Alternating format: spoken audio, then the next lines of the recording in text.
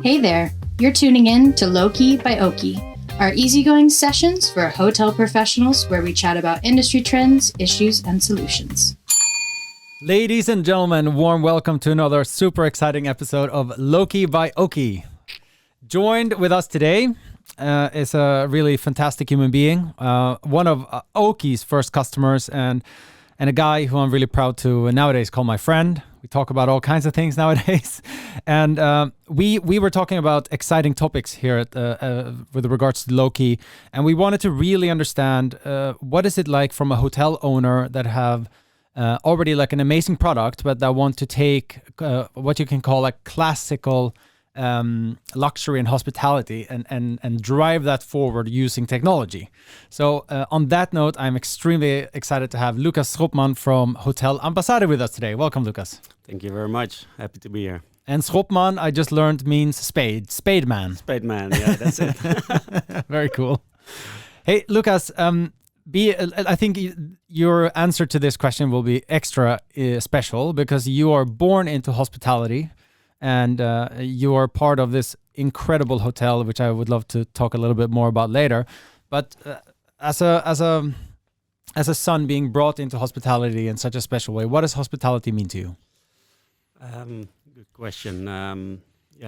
Being hospitable, I think, is being open to everybody, always welcoming your guest into your safe haven, as we call it. Especially a hotel. When you greet guests, they should feel welcome and safe, and everything should be arranged. And I think hospitality is about taking away any worries that anybody has, or making them feel comfortable and welcome.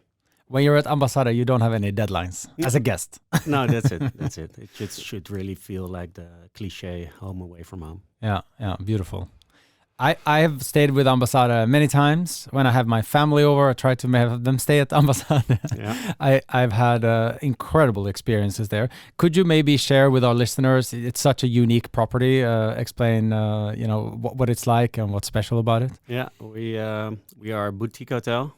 Even before the whole term boutique hotel existed, actually, we are based in the canals on the Herengracht. It's 12. Canal buildings in total, 56 rooms, and they're all unique. So every room has its own identity, and we shape every room based on the artwork that's there. And that artwork is predominantly from one artist, right? We have over 800 works, mostly from the Cobra movement, which stands for Copenhagen, Brussels, and Amsterdam. Okay, yeah. How did was it your father who started everything, or? He didn't start the hotel, but he took it over when he was younger. Yeah, he started as a dishwasher in the Amstel Hotel. Oh, really? Then he worked in room service at Curator. Wow. And then he found a job in a little hotel that only had two buildings back then. And then he did the astonishing work of buying adjacent buildings. That's it. And that, that couldn't have been an easy feat. Wow. Well, back in the 80s, it was. It was easier? Okay. Yeah. Well, incredible. If you ever get a chance to visit Amsterdam, to anyone listening, please take a look at Hotel Ambassade. It's really, really incredible. So, Lucas, this home away from home, removing any friction, how has that definition of hospitality, if it has that changed to you, like over time as the world has changed and especially technology has taken over so much of our lives? I think that's a nice topic to talk about, and that's also what triggered me. And I was thinking about it. I think as hospitality professionals, you should always make your guests feel comfortable, as I said. And I think technology is something that supports that, and it should always be secondary to your to your staff that is already hospitable by itself, but then you can enhance someone's stay by using the right technology.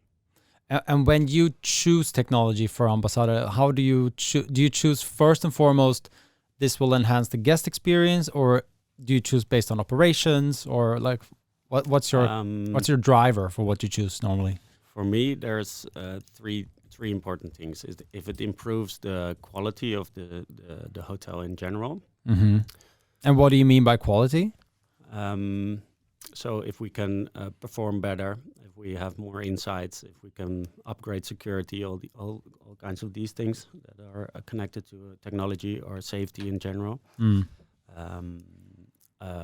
Second point is if it improves the guest experience. If it improves the guest experience, then we should always consider it. Yeah. And last is employee satisfaction. Yeah.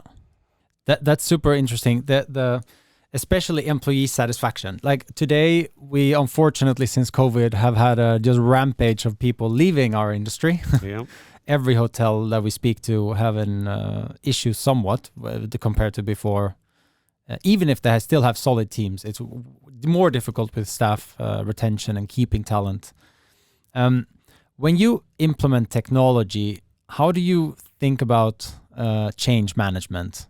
How do you get staff to really buy into new solutions that you want them to be using or whatever? That's a really good question, and that's always hard to change someone's opinion about something that they've been working with for a long time, or to start using a system that they've never seen before. So, as a business owner or as a manager, you have a different view on the business, and you get in touch with several systems before the rest of the market does. And when you get excited about something, then you have to communicate it well to your staff and to your guests, of course. So yeah, that it's not an easy feat to change something, but it's about the proper training, about the proper implementation, and explaining why you see this as a benefit. Yeah. I mean, I'm asking you as a hotelier. I also have the same problem. Yeah, I know. When we want to implement things, there is this amazing triangle called the 5 dysfunctions of a team, where it starts with having trust, that you dare to share what's in your mind. And then this is very important, where everyone is allowed to share conflict. Yeah. Saying, I don't agree with this, but my voice is heard, and then I agree to disagree, and I will move on. That I've learned is absolutely critical. Something that I take with me, certainly when it comes to change management. Nice. Yeah. And then you lead to, because when you've had conflict, you then can get towards accountability, that you will actually do what you say, which then leads to results. Very interesting for anyone who listens. The 5 dysfunctions of a team. So, Lucas, when we talked, you proudly shared that you were one of the first Fidelio users back in the day, and like, how does Hotel Ambassade's kind of tech journey look like? And take us from all the way back in the day. All the way back in the day. Well, it's nice stories to share. Back in the day, everything was done in a ledger, old-fashioned, writing down the number of guests in your room. Number of what kind of value you put on the room, and it was all done based on paper. Then I think the telex came. I don't know what a telex was. The predecessor of the fax machine. Oh, really? Yeah. We were one of the first to start using that, and then was it a similar as a fax machine? Yeah. Okay. Yeah. Okay. Similar to a fax machine, and then and what did you use it for back then? Was it for bookings or bookings? Yeah, we were also one of the first to start using. Really? Booking.com and things like that. Okay. Funny. So we were always looking to upgrade our systems and to stay ahead of the game. But what makes it really difficult in the canal buildings that we house is the different room types that we have. So not one room is similar to the other one, and we have an occupancy of close to 100%. So it's really difficult to change rooms around. So what we actually designed, or back then, they designed a piece of paper that they wrote down all the room numbers on one side and then all the dates on the other side. Yeah. And they were actually with a small pencil and eraser. They were really managing all the rooms. Wow. How long ago is this? Is like the 80s or? This was really fascinating always to me, and it was a really big piece of paper and all these names of the hotel guests written into to the small boxes, and then erasing. And if someone called, do you have a room available? They would run down and check if something was available. And this, believe it or not, we still used up until a couple of years ago. Really? Yeah. What is that? Because there was no system that could allow you to be so flexible? That's it. Yeah. You know, of course, all the PMS systems that you guys also connect with, and they all have these solutions. And of course, everything is possible, but considering the occupancy rate that we have, it's so difficult to move rooms around. Yeah. So that always poses some difficulties. But going into the 21st century, I said it has to be possible. So we managed. Very good. And you found such a partner in Mews, I believe. Mews, yeah. Cool. You started using Oaky, not to talk about Oaky necessarily, but what was the reasoning for you to start using an upselling technology like Oaky? Like I said before, I think the technology also like Oaky should help your guests or your guest satisfaction. And I always believe in giving several options. So, for example, self-check-in, you should always give the option also. Yeah. Of course, we pride ourselves in the personal service that we deliver. Yeah. But if you can offer them something to look at and show them the services that you're offering, then it can enhance someone's stay, and that's something that we should consider. Yeah. I think the solution that Oaky provided for us was at the right time. You know, you gave us the tools to upsell everything that we wanted, to customize it. And like room upgrades are difficult for us because we are always full. But offering someone a bouquet of flowers or a bicycle rental, that was an easy way also to implement it and to get our staff to start using it. Yeah. I love that you say that. I remember years ago when people said to me, Erik, upselling is never going to work in the luxury space because there is all about, and then pre-arrival upselling specifically. But as guests changed, that became critical, right? Because you will still have hotel guests that will never engage pre-arrival, and that's fine. But even if you have 5% that do, or 15 or whatever, you need to give them the option, right? Exactly. I think that's really key. But I wanted to ask on that note, guests' needs change. Probably your type of guests also change, although the product is maybe pretty much similar as it has been over the past years. Does the Ambassade service change? So your technology changes somewhat in your offering to meet the needs of the guest. But does your hospitality at its core change, or is there nuances that change, but the Ambassade trademark is always there? I don't think so. I think the Ambassade trademark is the personal service, and that's what we call the Ambassade style. So the Ambassade style, which is very modest, actually. You know, so I don't shout from the rooftops that we're that good. Just be low key, as the podcast is called, and that's I think it's a nice philosophy to have. And of course, the guests change, but what are you looking for when you're staying in a hotel?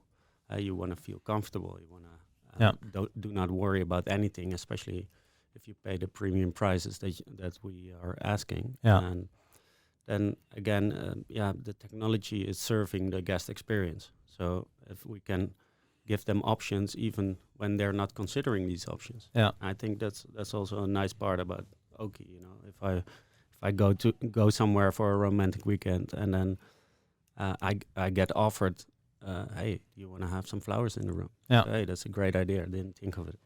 So that's how you even enhance an experience for guests. So based on that, we're making these choices to invest in upcoming technologies. And speaking of that, how do you look at the future? So what future technologies are you adapting, and where do you see potential opportunities moving forward? I think there's going to be more automation than there is now, and also AI is going to be a part of it. Yeah. Do you have ideas on where that will play a role? Well, actually, I was considering to start hiring people and get them to focus on these topics. Okay.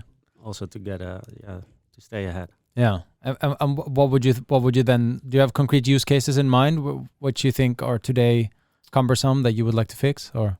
Well, just simple things. I think that also make our work easier, or can make our work easier, which then gives us more time to focus on the guest. Yeah.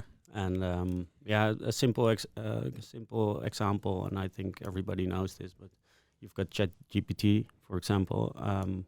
It's a bit hard to use if you really want to get a nice tone of voice. Yeah.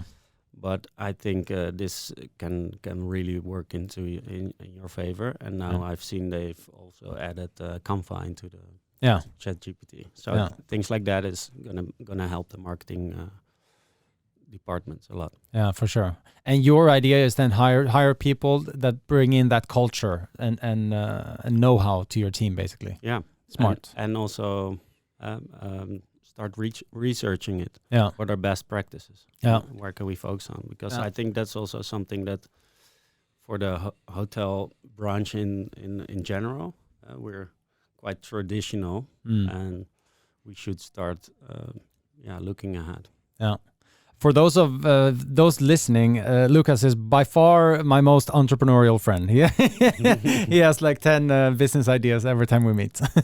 So there's no shortage of good ideas from that brain, that's for sure.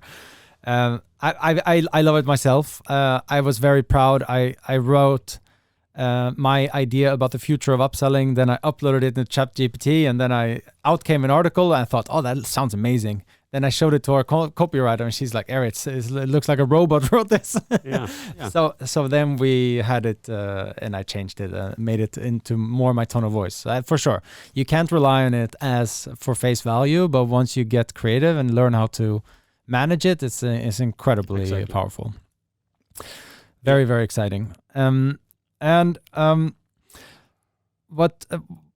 I was thinking, what are the things that you so basically you looked at, okay, we improve our guest experience, we can improve our employee satisfaction.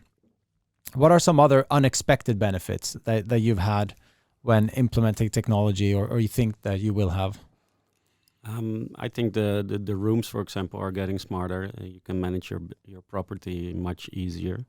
Of course, these are what would that be, like with temperature changing and stuff like that, or? Everything like that, from security to managing your staff to keeping track of all the data that comes in. Yeah, and I think that's really important, that all the systems speak to each other. Yeah, that's something I really like for example, Mews. Yeah, it's just parallel to a smartphone. You can download every app you want and just start using whatever you like. Yeah.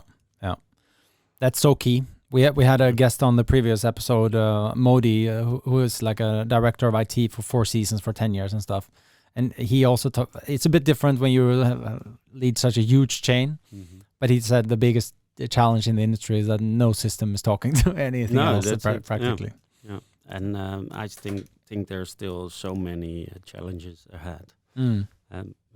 Just on room management, we start to communicate with each other a bit, but I think we can also learn a lot more from each other.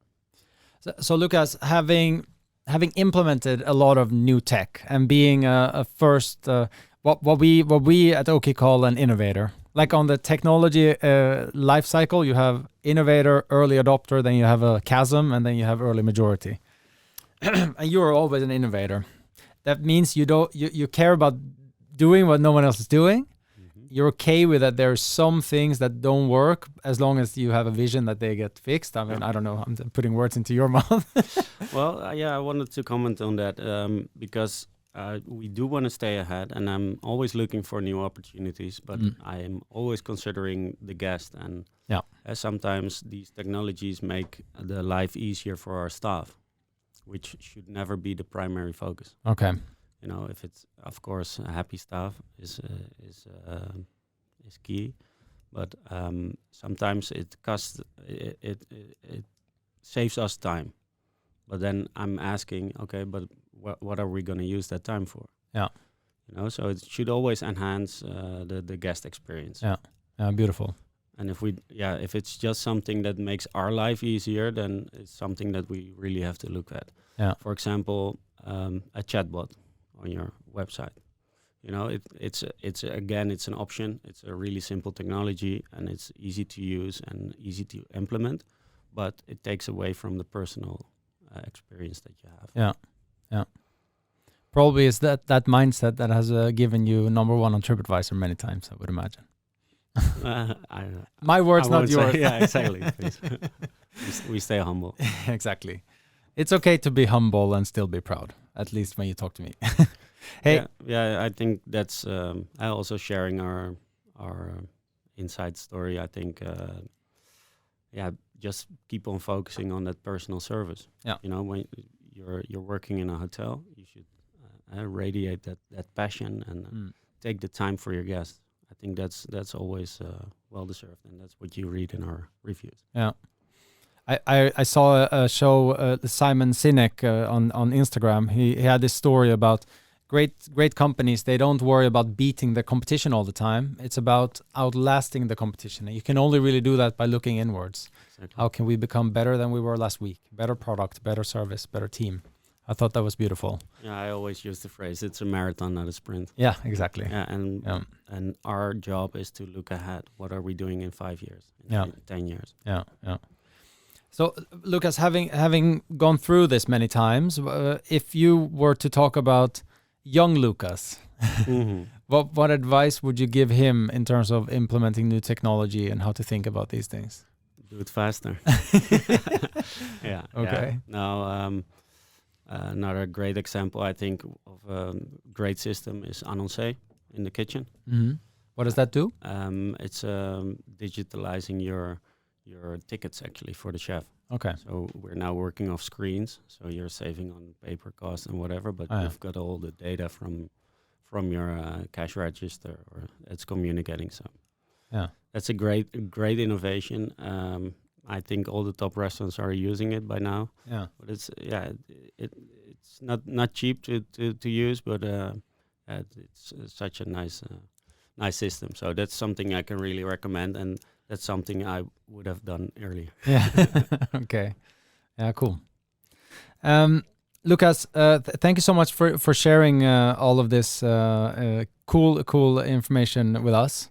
It's a really remarkable story where you basically came from implementing Fidelio back in the day when there was black and white, and then they got color. Yeah. And then. Sorry to interrupt, but I think that's important to also share. We are from a different generation. When I was doing the hotel school, you didn't have these systems yet. Yeah.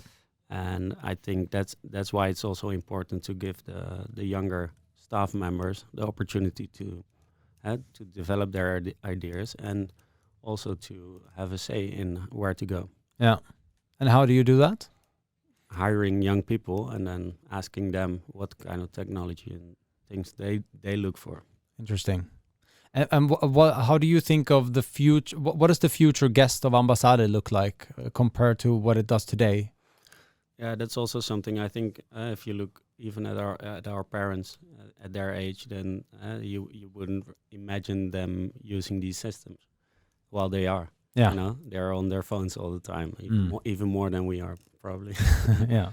So I think it's constantly evolving, and then just make sure that everything stays focused on delivering the highest service to your guests. Yeah, whatever that means. Pling plong. Thank you so much, Lucas. Super exciting conversation. We've come to the other stage of the podcast which is called the Shameless plug. So you can talk about anything you want. Nice. Do you have something in particular you would like to market? Well, if I can plug something, then I'd love to plug Unbookables. Unbookables. Unbookables.com. Yeah, I'd like to ask all the listeners to subscribe themselves as a member. We are a curated restaurant platform, and we are making the experience of booking and seeking out a restaurant easier for guests, and of course also for hotels. So we're looking for a particular segment in the restaurant industry. There are so many restaurants, and then finding the right restaurants is quite hard. And as I've done some research within our segment of hotels, I see that the recommendation list that they offer to their guests when they're looking for a restaurant is not really up to par, so to say. And we're keeping track of the latest developments in the city. We already have some plans to expand to other cities, and I think it makes the experience for the guests so much easier, because you don't have to call to a restaurant anymore, and you're offering the right restaurants to the right guests. So something to consider. Definitely. Everyone, listen to Lucas. Go to unbookables.com and sign up. Hey, Lucas, I think we can wrap up. It's been really inspiring listening to you. I take with me when we look at hospitality, it's all about quality, guest experience, and employee satisfaction. But at the very core and the forefront, in bold and italic and big font, it's all putting the guest needs first. Exactly. Whatever that means for your business. I think it's beautiful. It rhymes very much with how I think Oaky should be run, and the strategy we have around understanding what it is that our customers really want, and then trying to be the best solution to deliver on those needs and exceed on them, hopefully. I hope that for everyone that was listening, this was a really cool insight into how a hotel owner and someone who's really born into this industry looks at how it was from the young days when you were running around on the carpets in the hotel to now running the business, and what a successful business at that. It's a beautiful, beautiful hotel. Everyone, please go to Hotel Ambassade next time you're in town. Thank you so much for coming by, Lucas. Thank you very much, and thank you guys for what you're doing. Thank you. Bye-bye. Bye.